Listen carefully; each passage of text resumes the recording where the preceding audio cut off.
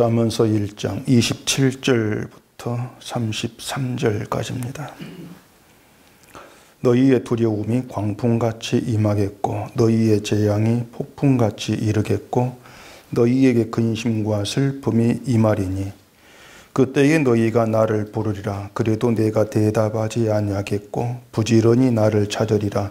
그래도 나를 만나지 못하리니 대전 너희가 지식을 미워하며 여호와 경외하기를 즐거워하지 아니하며 나의 교훈을 받지 아니하고 나의 모든 책망을 업신여겼음이니라. 그러므로 자기 행위의 열매를 먹으며 자기 꾀에 배부르리라. 어리석은 자의 태보는 자기를 죽이며 미련한 자의 안일은 자기를 멸망시키려니와 오직 내 말을 듣는 자는 평안히 살며 재앙에 두려움이 없이 안전하리라. 아멘. 기도하겠습니다. 예수 그리스도가 하나님의 지혜가 된다는 것이 성경에서 우리가 만나게 되는 말씀입니다. 지혜가 우리를 부른다 했을 때 이 세상의 지혜의 부름을 듣기를 싫어했습니다. 그 이유가 무엇인지를 말씀을 통해서 이 시간도 확인하게 하시옵시고 우리에게는 그 어떤 가능성을 두지 않고 오직 예수 그리스도께서 이루신 그 의에만 우리의 모든 믿음이 향할 수 있도록 이 시간도 저희를 붙들어 주시옵소서. 예수님 이름으로 기도합니다. 아멘. 잠언서를 지혜서라고 얘기하죠. 또 우리가 잠언을 보게 되면은 이제 일상생활과 연관된 그런 내용이 많이 나옵니다. 그렇기 때문에 이 잠언서를 자칫 잘못하면은 우리가 신자로서 이제 세상을 살아가는데 필요한 어떤 삶의 지혜서, 지침서 그렇게 오해하게 될 가능성이 많다. 그렇게 제가 말씀을 드렸습니다. 그런데 우리가 잠언을 이제 그렇게 어떤 그 생활의 지침서 또 생활에 있어서 어떤 지혜를 어떻게 행할 것인가 그런 내용으로 우리가 보게 되어진다면은 우리가 이 생명의 말씀이라고 하는 성경을 어떤 불교의 경전이나 또 이 세상의 유교적이고 윤리적인 그런 가르침과 다를 바 없는 그런 이제 것으로 하락시키는 결과가 된다는 것을 알고 계셔야 됩니다. 성경은 진리의 말씀이라고 하고 또 우리에게 생명이 되는 말씀이다. 우린 그렇게 받아들이고 또 믿고 있습니다. 어떻게 해서 성경이 생명이 되는가 하면은 우리를 생명으로 오신 예수님과 만나게 하는 겁니다. 그게 성경입니다. 예수를 만나게 하고 또 예수님께 속한 자로 생명에 있게 하기 위해서 주어진 게 성경이라는 것입니다. 그렇기 때문에 모든 성경은 우리를 예수께로 인도해 가는 겁니다. 예수께로 인도해 가고 그 예수님이 어떠한 분인가를 알게 한다. 그런 점에서 진리의 말씀이다. 이렇게 얘기를 하는 것입니다. 잠언도 그런 생명의 말씀이란 점에서는 예외가 아닙니다. 잠언도 우리를 예수께로 데려가고 있고 또 예수님을 바라보게 하고 예수를 만나게 한다. 그런 시각에서 우리가 잠언을 볼 수 있어야 한다는 겁니다. 어떤 사람은 성경을 그렇게 보는 것을 이 성경을 너무 좁은 시각으로 보는 게 아닌가 그렇게 비판을 하기도 합니다. 무슨 말이냐면 성경이 예수를 증거하는 것은 맞지만은 이 성경에 오직 예수님만 얘기하는 것이 아니고 예수를 믿는 자로 우리가 어떻게 살 것인가에 대해서 다양하게 증거한다. 성경 그렇게 봐야 한다는 것입니다. 그렇기 때문에 성경을 모든 내용을 예수님 십자가에만 초점을 맞추고 해석을 하는 것은 그 성경의 다양성을 부인하는 그런 잘못이 된다. 그런 얘기를 하는 겁니다. 그런 점에서 이 잠언은 신자에게 있어서 다양한 삶의 이점을 말해주는 그런 성경으로 해석해야 한다고 하는 거죠. 말씀드린 것처럼 잠언이 우리가 일상생활에서 실천해야 될 다양한 어떤 삶의 지혜를 가르친다고 하는 것이죠. 근데 저는 이 잠언을 처음부터 끝까지 좀 잘 읽어보고 그런 말을 하는지가 참 의문이에요. 예수님은 모든 성경이 나에 대해 증언한다고 말씀을 했습니다. 요한복음에서 모든 성경이 내게 대하여 증언을 한다고 하는 거죠.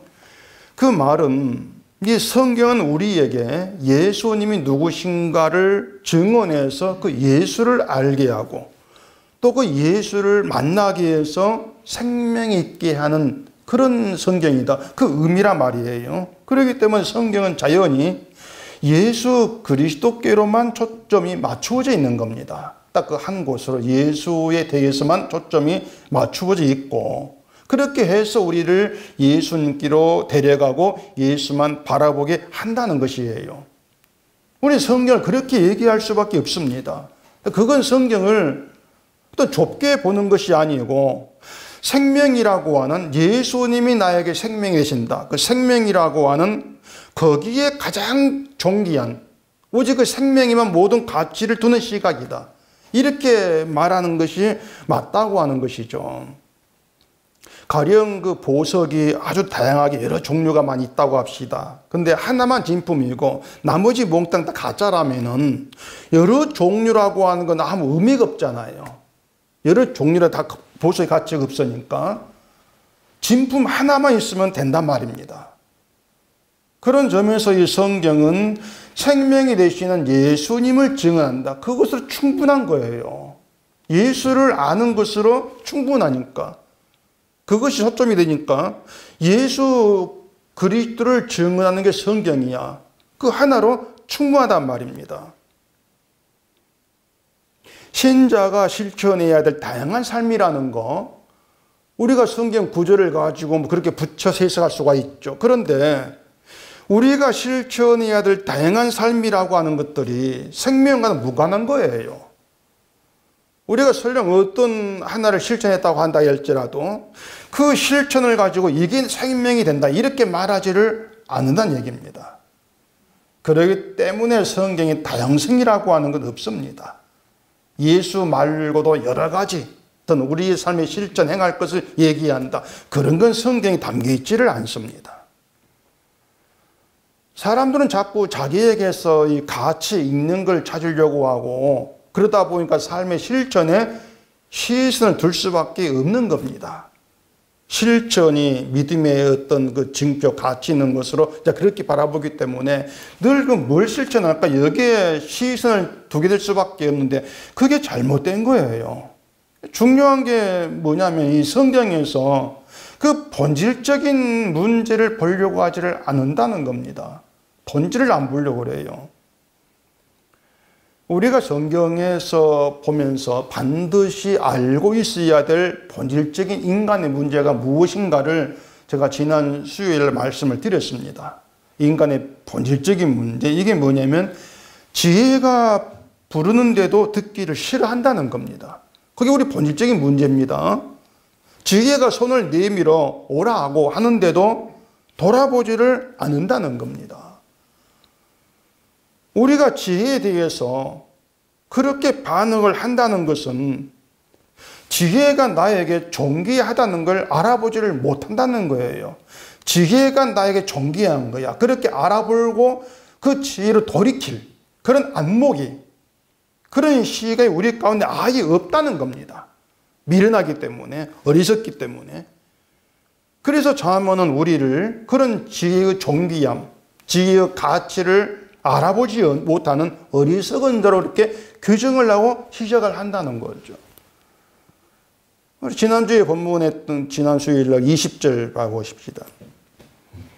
지혜가 길거리에서 부르며 광장에서 소리를 높이며 시끄러운 길목에서 소리를 지르며 성문 어귀와 성중에서 그 소리를 바르며 이르되 이렇게 이제 얘기를 하고 있는데 여기 보면은 이제 길거리, 광장, 시끄러운 길목, 성문, 어귀, 성중 이렇게 이제 그 지혜가 부르고 소리 높이는 그 장소 이제 그걸 언급하지 않습니까?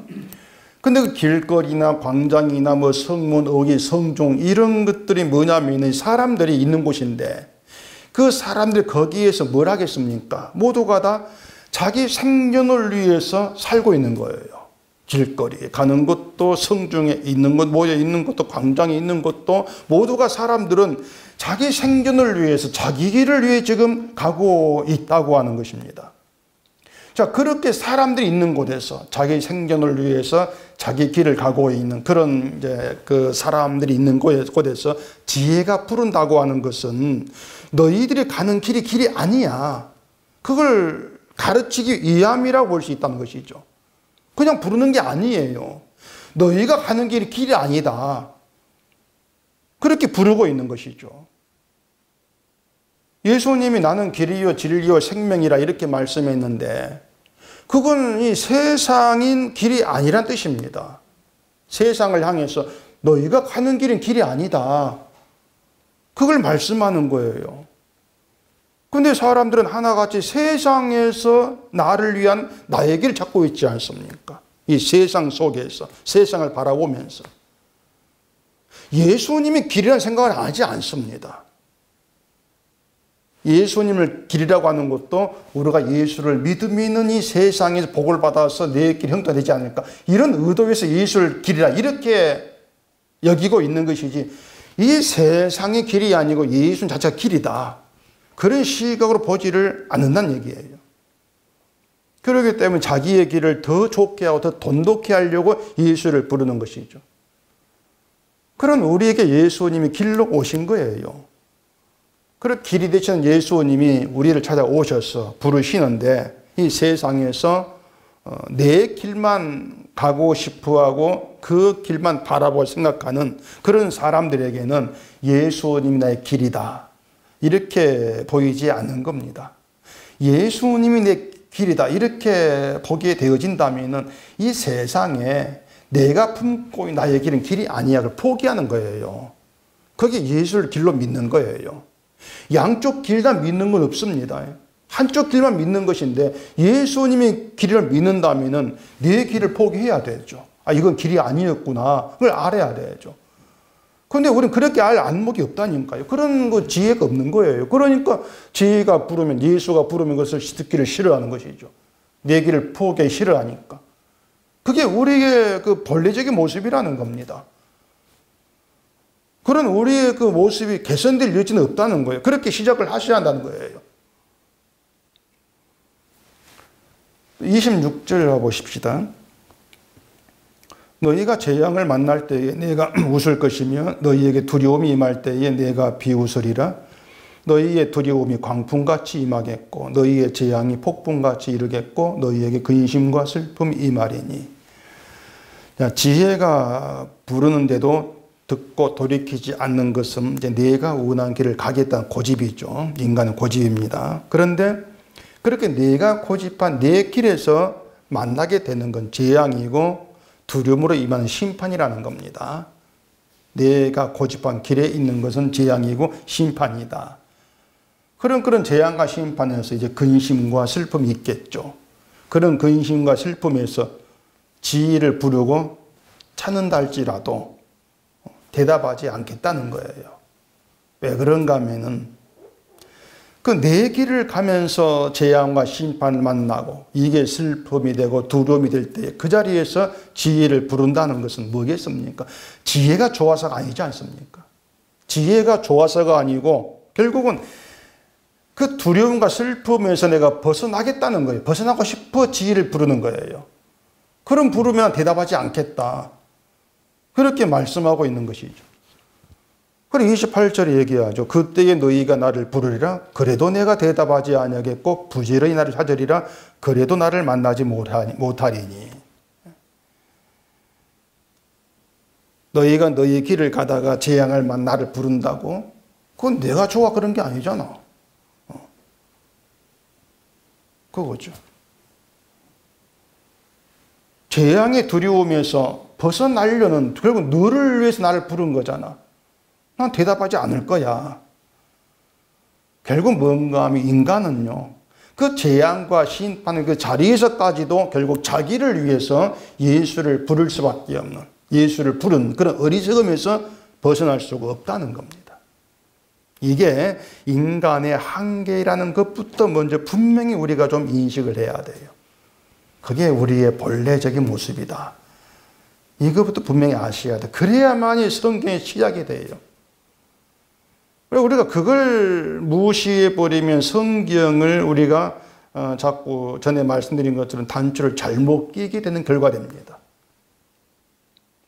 어리석다고 하는 것이 인간의 본질적인 문제이고 우린 그런 문제를 스스로 극복하거나 해결할 힘이 없다는 겁니다. 어리석은 것을 내가 스스로 공부해서 어리석음을 벗어나 지혜를 얻는다. 이럴 수가 없다고 하는 거예요. 다시 말하자면 그것부터 분명히 하셔야 돼요. 그걸 무시해버리고 예수를 말하고 믿음을 얘기하게 되어지면 결국 믿음의 여부가 나에게 달린 것처럼 여길 수밖에 없는 것입니다. 그러니 예수를 잘 믿지 않은 이런 생각을 버리지를 못하는 것이죠. 근데 그러한 것들이 지혜 앞에서는 어리석음이 되고 미련함이 되고 거만이 되는 거예요. 그 자체가. 요한복음 1장을 봐보겠습니다. 요한복음 1장 10절입니다. 그가 세상에 계셨으며 세상은 그로 말미암아 지은 바 되었으니 세상이 그를 알지 못하였고 자기 땅에 오매 자기 백성이 영접하지 아니하였으나 영접하는 자 곧 그 이름을 믿는 자들에게는 하나님의 자녀가 되는 권세를 주셨으니 이는 혈통으로나 육정으로나 사람의 뜻으로 나지 아니하고 오직 하나님께로부터 난 자들이니라.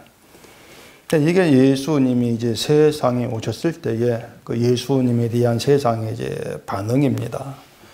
이 세상이 예수님으로 말미암아 지은 바 되었죠. 그래서 예수님이 주인이고 세상은 피조물이에요. 근데 피조물 주인을 몰라보는 겁니다. 또 자기 백성을 구원하기 위해 오셨는데 그 자기 백성이란 자들이 구원자를 알아보지를 못합니다. 그래서 영접하지를 않습니다. 그 예수님에 대해서 그런 반응을 보이는 것은 자기들이 믿는 구석이 따로 있다는 겁니다. 내가 믿는 구석이 따로 있는 거예요. 이게 믿음이다. 이렇게 인정한 자기들의 기준이 따로 있는 거죠. 이게 믿음이냐? 그런 기준 따로 갖고 있는 것이고 그래서 그 기준에 맞춰가지고 우리가 하나님 백성이다. 그리고는 구원을 받은 자야. 그렇게 자기들 스스로 자기를 인정해 버린 거예요. 그렇기 때문에 자기들의 구원을 위해서 메시아가 오신다는 것 전혀 생각지도 못할 일이었습니다. 왜냐하면 이미 구원 속에 있는데 구원을 위해 오신다. 그건 그들로는 인정하지 못할 얘기가 되는 것이죠. 그런 그들이 예수의 이름을 믿게 된다. 그렇다면 조건이 뭐냐면은 자기들이 가지고 있던 모든 믿음이 허망하다는 걸 알아야 돼요. 아, 우리의 믿음이 허망한 것이었구나. 이게 쓸데없는 것들이었고 믿음이 아니었구나. 이걸 알아야만이 예수의 일을 믿는 믿음이 되어진단 말입니다. 왜냐하면 예수의 이름을 믿는다는 것은 예수님만이 구원이다. 그 뜻이거든요. 예수님만이 구원이다. 내 믿음이 아니다. 그 의미가 된단 말입니다. 그러니까 예수의 피를 믿는 믿음을 하나님의 자녀가 되는 권세를 주신 것이에요. 자녀가 되는 권세가 자기들의 어떤 육신의 행함 거기에서 나오는 것이 아니고 아브라함 자손 혈통에서 나오는 것이 아니고 하나님이 예수를 믿는 믿음을 주심으로 권세가 주어진다는 것이죠. 외부로부터 주어진다는 거예요. 결국 그 믿음을 그래서 그 예수를 믿는다면은 나에 대한 모든 가능성, 내 믿음 포기를 해야 되죠. 그건 믿음이 아니구나. 그걸 알아야 되죠.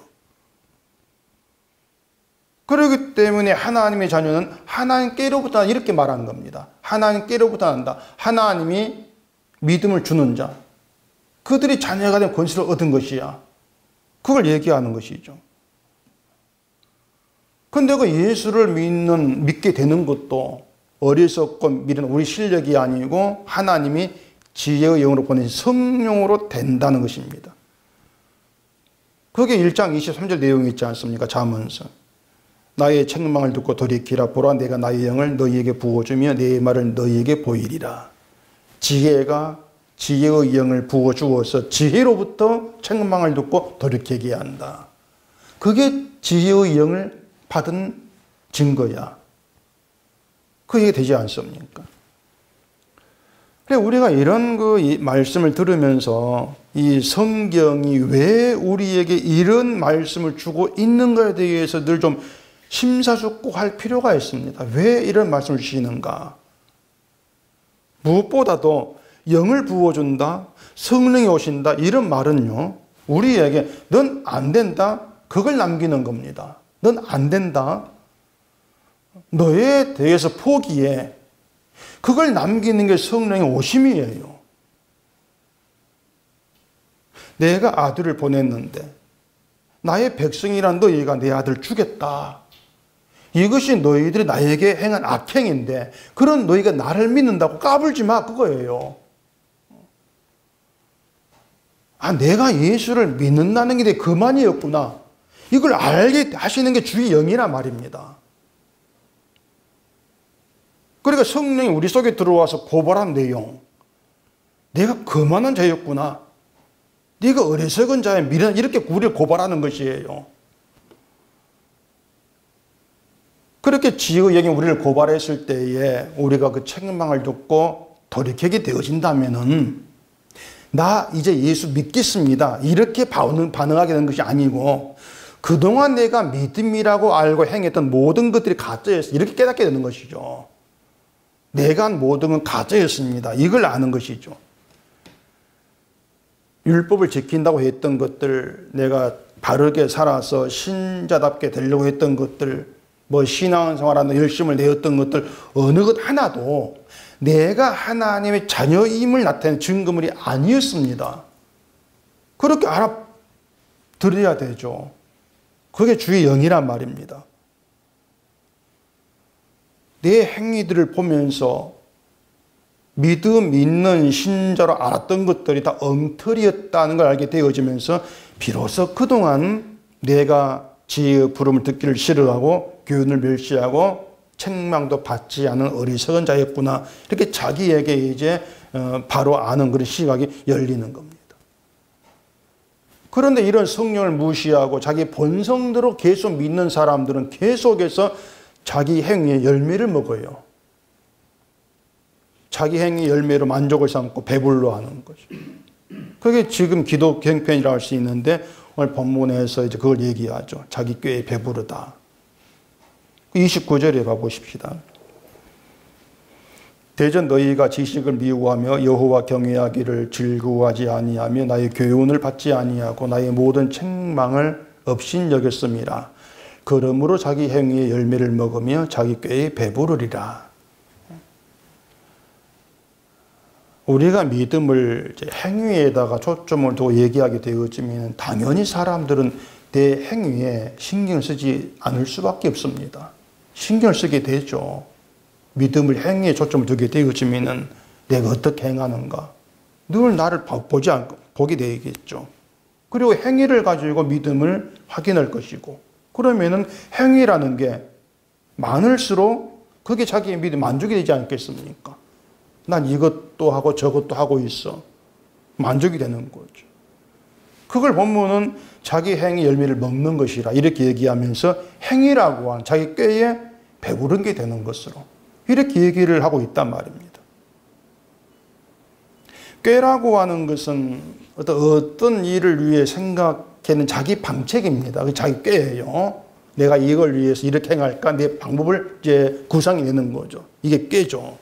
예를 들어서 하나님을 기쁘게 하는 신자 되겠다, 이런 생각으로 그럼 어떻게 하는 게 하나님 기쁘게 하는 것인가, 이런 방법을 찾는다고 합시다. 그게 꾀란 말입니다. 그렇게 사람들이 자기 생각에서 끄집어내게 되는 것은 결국은 내 믿음과 또한 내가 선한 것으로 여기는 것들, 그것일 수밖에 없는 거예요. 그래, 교회 생활 열심히 해야지, 좋은 일하고 살아야지, 그런 것을 하나님을 기쁘게 할 것으로 착각을 하는 거죠. 그리고 그렇게 산 나를 보면서 그런 행위로 해서 만족을 이제 얻는 거란 말입니다. 내가 신자답다, 그런 만족이 있는 거죠.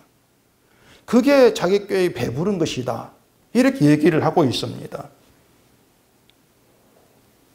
이걸 32절에서 실감 있게 얘기를 합니다. 어리석은 자의 퇴보는 자기를 죽이며 미련한 자의 안일은 자기를 멸망시키려니와. 자기를 죽이는 어리석은 자의 퇴보, 자기를 멸망시키는 미련한 자의 안일, 이게 자기 꾀에 배부른 자로 얘기를 하고 있습니다. 어리석은 자의 퇴보라고 하는 것은 내 행위 열매를 먹으면서 여전히 어리석은 자의 자리로 돌아가는 거예요. 그게 퇴보입니다. 미련한 자의 안일도 자기 행위 열매를 먹으면서 내 믿음에 문제가 없어. 난 진짜 바르게 살아. 그런 평안을 느끼는 거죠. 난 괜찮아. 그게 미련한 자의 안일이에요. 이 사람들은요, 구원의 능력이 있는 믿음이 있는데 행위가 들어가야 한다고 생각을 합니다. 성경은 행위를 자꾸 끄집어내게 하는데 사람들이 미련한 그 시각은 행위를 집어넣으려고 하는 거예요. 이게 갈라디아 교회가 율법을 받은 것도 그것이지 않습니까? 아, 믿음에는 행위가 들어가야 되구나. 그게 참된 것이구나. 내 행위를 집어넣어서 믿음을 확인한 거지 않습니까? 그리고 행위가 들어가 있지 않은 것은 믿음이 아니야. 이건 죽은 믿음이야. 이렇게 해석을 내버리는 거예요. 그래서 사람들이 결국 믿음을 내 행위를 집어넣어가지고 확인하려고 하지만은 그게 자기 꾀라는 것입니다. 인간의 꾀라고 하는 것이죠. 그렇게 자기 꾀에 배부른 것이 자기 꾀에 속는 것이다. 사람의 꾀는요, 나에게 이로운 것을 내가 만들어내면 된다고 여기는 겁니다. 내게 구원이 되는 거, 내게 복이 되는 거, 내가 그것을 행해서 내가 그걸 만들어내면 되지 않겠는가? 그게 인간의 꾀예요. 이게 교회에 가득한 사람들의 자기 꾀란 것이죠. 그런데 그 꾀가 자기를 죽이고 자기를 멸망시킨다고 생각해 보세요. 우리가 끄집어낸 꾀가 나를 죽인다, 나를 멸망시킨다. 결국은 교회가 사람으로 하여금 자기 꾀에 배부르게 하면서 멸망으로 끌어가는 결과가 되어진단 말이에요. 그게 교회의 심각함이죠. 그런데도 그것을 알아보지 못하는 어리석은 자의 퇴보, 미련한 자의 안일로 가득한 것이 지금의 현실이란 것이에요. 근데 그렇게 어리석을 수밖에 없고 미련할 수밖에 없는 것이 우리의 본래 모습이라는 것을 생각하지를 못하면 결국 지혜의 영은 내 꾀에 내가 속으면서 믿을 수 없는데도 믿고 있고 자신만만이 나를 깨닫게 하는 그런 영으로 보지를 않게 된다는 것입니다. 우리가 지혜의 영을 어리석은 나의 어리석을 깨닫게 하는 그런 지혜의 영으로 보려면은 우리 본래 모습이라고 하는 것이 어리석음이야. 미련한 그렇게 보고 시작해야 한다는 것이에요. 그 어리석음에서 벗어날 수 없는 게 나다. 그래야만이 지혜의 영이 오신 것이 그런 나의 나됨을 알게 하는 것. 이렇게 우리가 볼 수 있단 말입니다. 그래서 어리석음을 어리석게 보는 게 성령으로 거듭난 것이고 생명에 속하게 되어 구원받은 하나님의 자녀로 드러나는 그런 길이 된다고 하는 것이죠. 때문에 주의 영으로 인도받으며 사는 구원받은 신자는요, 날마다 믿음에 무능한 자기를 확인하게 되어집니다. 주의 영으로 인해서. 그게 구원받은 자로 사는 거예요. 그리고 무능한 나를 택해서 하나님의 자녀가 되는 권세로 믿음을 주신 하나님의 사랑으로 감사하죠. 내 행위가 나오는 것이 아니에요. 행위로 인한 어떤 그 감사가 자랑이 아니고. 그 자문이 말한 자기 행위라고 하는 것은 나로부터 나온 행위를 얘기합니다. 나로부터 나온 행위. 나로부터 나온 행위이기 때문에 행위가 악하다 싶으면은 내가 악한 자가 되는 거예요. 행위가 악하다 싶으면 내가 악한 자인가, 내가 악한 일을 이렇게 나를 보는 것이고, 행위가 선하면은 반대죠. 내가 선한 자구나. 그렇게 자기를 보지 않겠습니까? 근데 그게 행위를 가지고 나의 선악을 판단하는 세상 이치란 말이에요. 기준이 이치란 말입니다. 그런데 자기 행위라고 하는 것이 선악에 있어서 아무 의미가 없고 기준이 되지 못한다고 하는 것은 야곱과 에서 이야기로 이미 결론이 내려졌습니다. 그렇잖아요. 야곱과 에서가 태어나기 전에 사랑할 자와 미워할 자로 구분돼 버렸지 않습니까? 행위가 있기 전에. 그래서 이삭을 소유해서 복을 가로채는 야곱의 야비한 행위가 우리가 보기에는 그 나쁜 잘못된 행위죠. 그런데도 그런 야곱을 하나님은 사랑하는 자라는 것입니다. 그런 야곱을 사랑한다. 에서는 야곱에게 속았죠.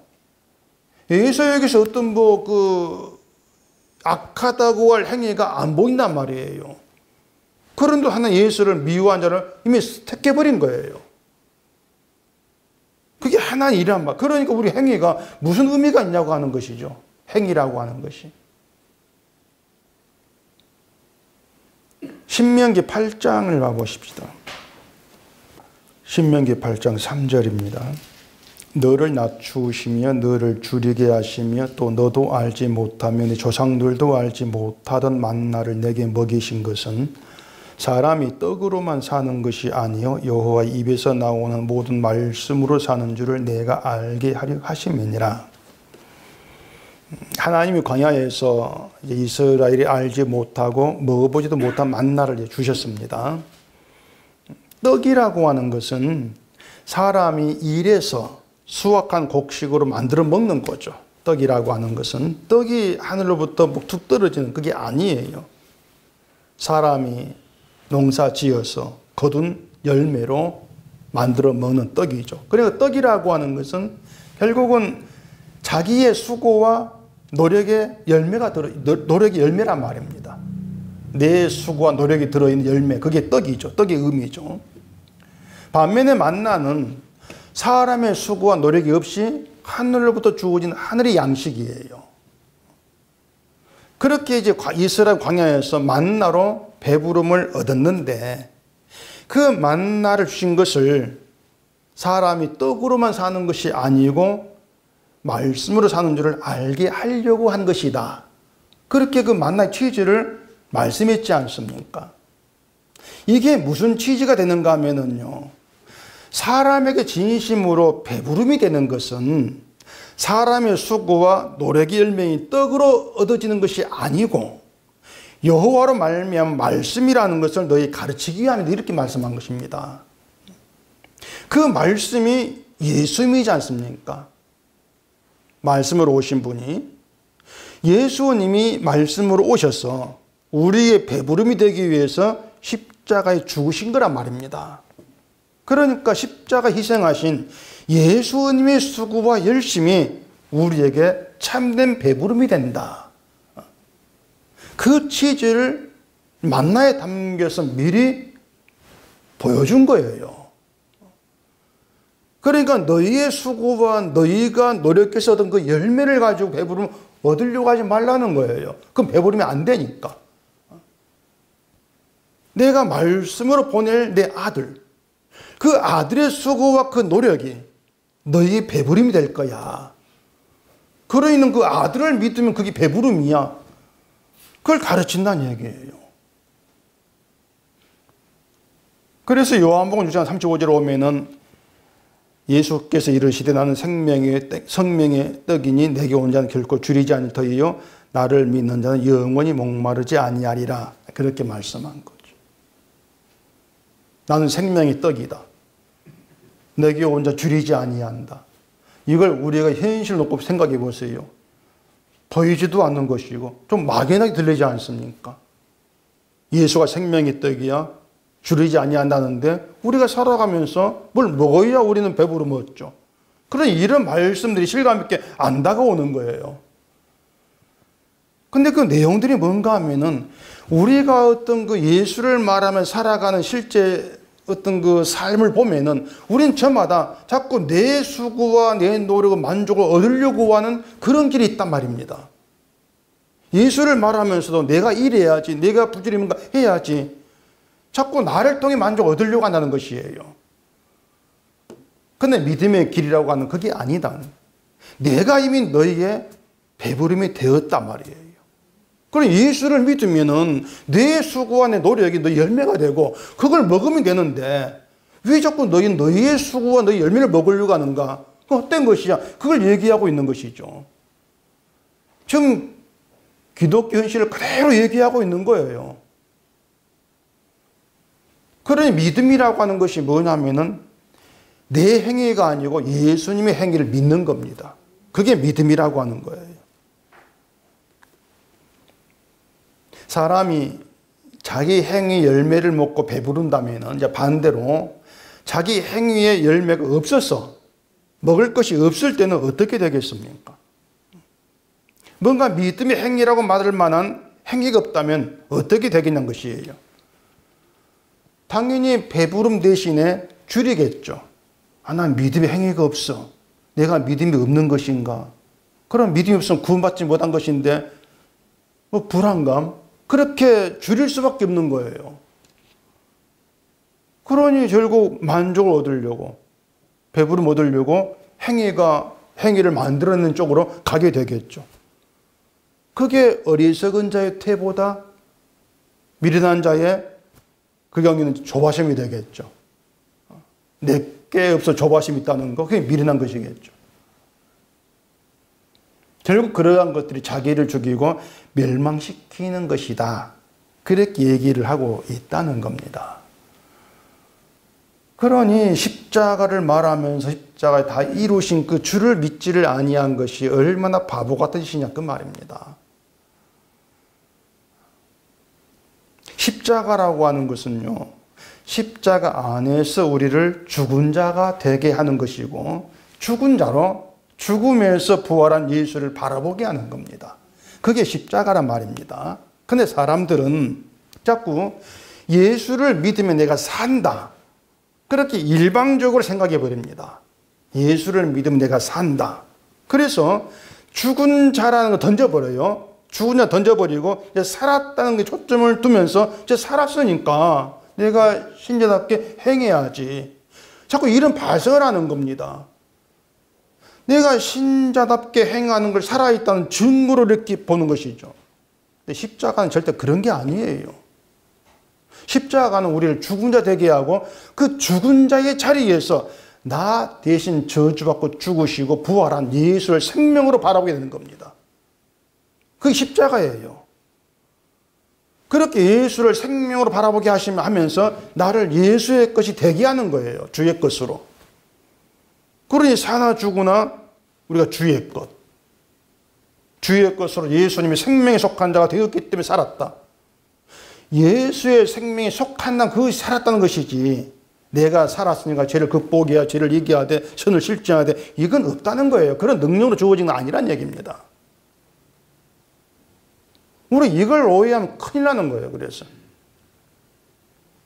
다시 얘기할게요. 어리석고 미련하고 거만한 게 우리의 본질입니다. 우리의 본래 모습인 것이고 거기에서 우리가 달라질 건 없어요. 믿음이 주어진다고 해서 거만한 사람이 겸손하게 되고 그런 건 아니란 얘기입니다. 지혜의 영을 받으면은 내가 어리석은 자였구나, 내가 거만한 자였구나, 그렇게 자기에게 가능성을 두지 않고 난 죽은 난 이렇게 나오는 겸손이에요. 지혜의 영이 우리 겸손의 길로 가게 만드는 것이지 우리를 겸손함을 행할 수 있는 그 능력을 주어서 하나님하고 딱 맞는 그런 일을 행하는 그런 사람을 만들어내는 것은 아니란 얘기입니다. 지난주에 말씀드린 건 우리는 지혜의 부름을 실어가는 어리석은 자의 일로 계속 갈 수밖에 없어요. 우리의 본성이니까 계속 가요. 그렇게 어리석다는 것을 날마다 일상생활에서 깨닫고 확인하게 되는 겁니다. 자문의 그 얘기들도 뭐냐면은 이러한 말씀하시면서 그런 길에 있지 못한 우리를 어리석은 자로 늘 끄집어내는 거죠. 그렇게 우리 확인하게 하는 것이죠. 그리고 주를 바라보게 만들어가는 거예요. 그런 점에 자문은 예수에 대해 얘기한다. 그렇게 얘기할 수 있는 것이죠.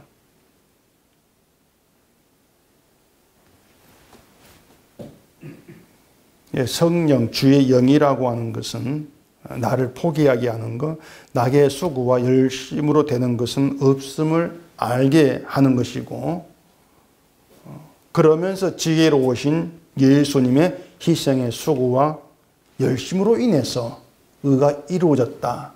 이걸 깨닫게 하는 겁니다. 그렇게 주를 바라보게 한다. 여기에 눈이 열리게 하는 게 성령이에요.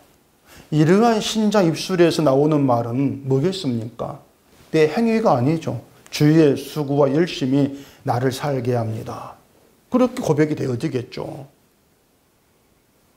잠언서 18장을 보고 싶시다. 잠언서 18장 20절. 사람은 입에서 나오는 열매로 말미암아 배부르게 되나니 곧 그의 입술에서 나는 것으로 말미암아 만족하게 되느니라. 우리 입에서 무슨 열매가 나와요? 우리 입술에 나는 것으로 만족하게 된다. 여기에서 나오는 열매라고 하는 것은 내가 주의 영으로 간섭받고 있음을 아는 사람에게 나와지는 합당한 열매라는 겁니다. 그것은 내가 맺는 열매가 아니라 주의 공로로 나를 구원해 내고 계심을 믿는 그런 고백이 있는 입술의 열매예요. 그런 고백조차도 나의 것이 아니라 주의 영으로 인해서 가능하다.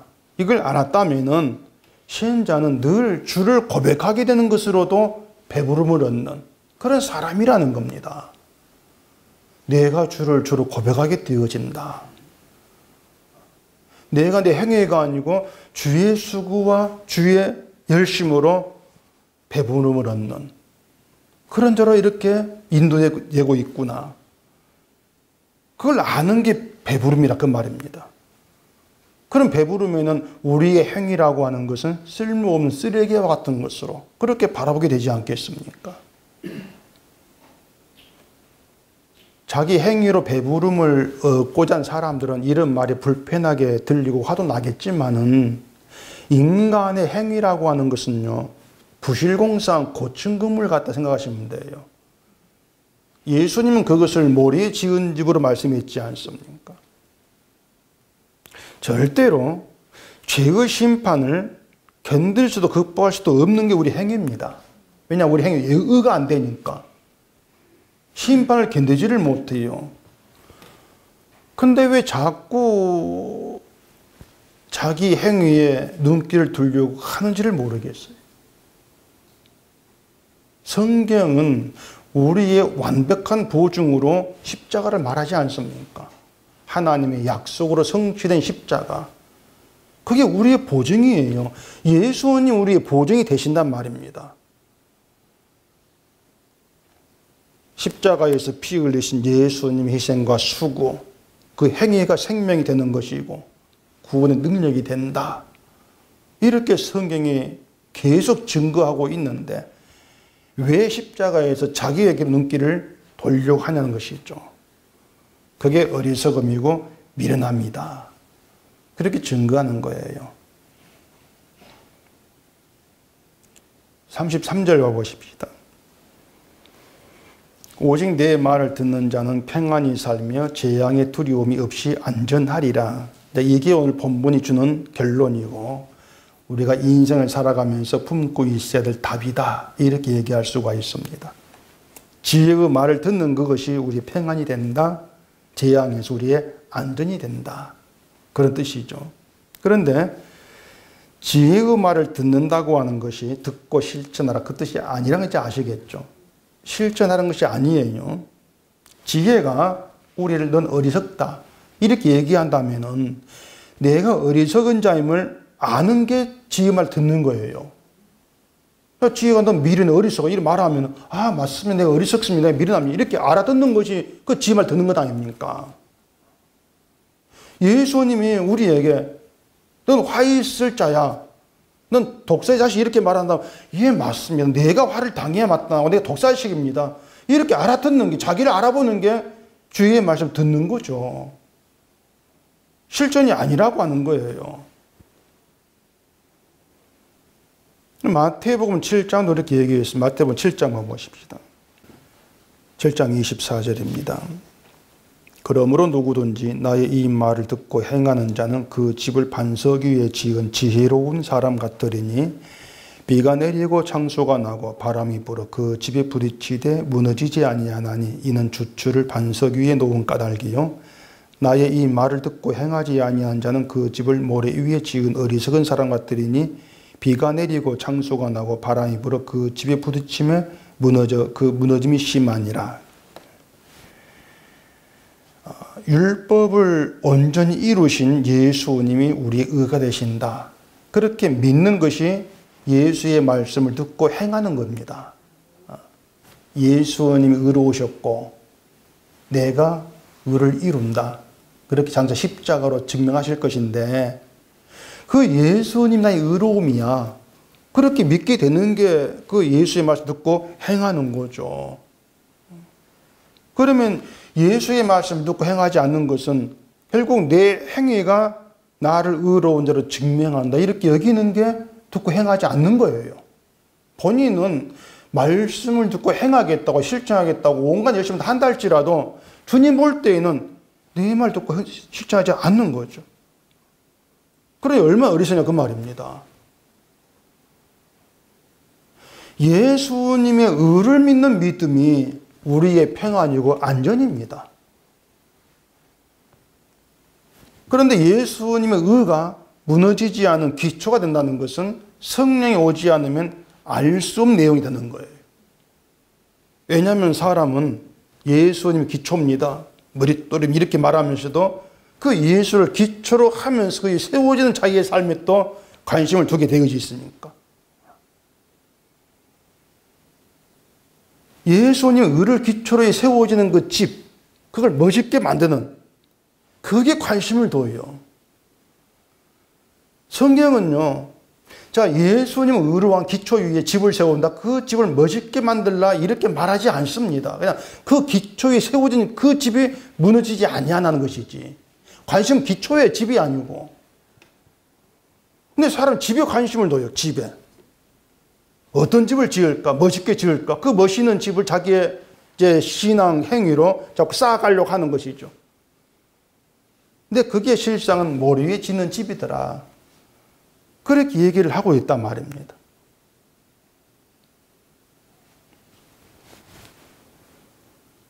이렇게 성경은요, 우리가 죽은 자이다, 무능하다, 쓸모없는 자다, 그렇게 우리 증가하고 있기 때문에 우리가 말씀을 보면서 아 그렇구나, 내가 죽은 자고 무능한 자이고 쓸모없는 자였구나, 이렇게 자기를 바라보게 되어지는 게 축복입니다. 그것이 그게 은혜예요. 왜냐하면 어떤 사람 자기를 그렇게 안 봅니다. 주의 영이 오셨어. 하나님 주의 영이 나를 간섭하고 있어. 그렇기 때문에 나를 그런 어리석은 자 보게 되는 것이죠. 그러니 얼마나 놀라운 은혜라고 하는 거예요. 이런 사람은 예수님 앞에서 내 걸 요구할 게 따로 없습니다. 뭘 요구하겠습니까? 이미 예수님 십자가 배부름인데, 예수님의 그 수고하심, 그 열심이 이미 나에게 배부름이 되었는데 내가 뭘 요구하겠냔 말이에요. 그게 주의 영으로 간섭받은 신자의 모습이라는 우리가 생각을 해야 돼요. 그래서 어리석은 우리가, 정말 미련한 우리가 주의 영으로 인해서 그 주의 말씀을 듣게 되는 그 은혜와 축복, 그것으로 감사하게 되어지면은 예수님의 행위 열매가 배부름 될 겁니다. 내 행위가 아니고. 그게 진짜 배부름이란 우리가 늘 생각하시면서 주님께만 시선을 두면 되는 거예요. 그게 신자로 살아가는 것입니다. 기도하겠습니다. 우리 아버지 하나님, 어리석고 미련하고 거만한 우리들을 늘 나에게 시선 두고 나의 의를 자랑 삼는 그런 우리들을 주의 영을 보내서 내가 어떠한 자인가를 알게 하시고 주님의 의에만 시선 두도록 만들어 가심을 감사합니다. 우리가 말씀을 통해서 나의 미련함 보이고 내 어리석음이 보인다면 그게 놀라운 은혜인 것을 늘 깨달아 알게 하시고 그런 간섭에 감사하시면서 감사하게 되어지면서 우리의 모든 시선이 온 마음에 십자가의 주님으로 향할 수 있도록 우리를 만들어 주시옵소서. 예수님 이름으로 기도합니다. 아멘.